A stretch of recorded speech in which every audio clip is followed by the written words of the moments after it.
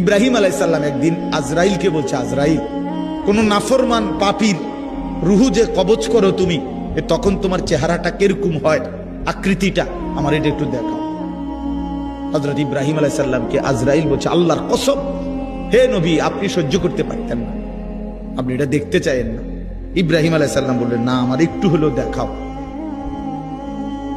তো আজরাইল এই বিভৎস আকৃতি, মানে নাফরমানের জান কবজ করার সময় উনার যে চেহারার আকৃতি হয়, এই চেহারাটা ধরে ইব্রাহিম আলাইহিস সালামকে দেখাইলেন। বিশ্বাস করেন, এই কিতাবে আছে, ইমাম কুরতুবীর কিতাব। ইব্রাহিম আলাইহিস সালাম একটা চিৎকার মাইরা বেহুশ হয়ে গেছে। হুঁশ আসার পরে ইব্রাহিম আলাইহিস সালাম বললেন, আল্লাহর কসম, আয় আল্লাহ, মালিক আপনার কসম, কবরের আযাব, জাহান্নামের আযাব কোন নাফরমানের জন্য কিছুই লাগবে না, শুধু আজরাইলের এই ভয়ানক দৃশ্য জান কবজের সময় একবার দেখলেই তার সারা জিন্দেগীর নাফরমানির শাস্তির জন্য এটাই যথেষ্ট।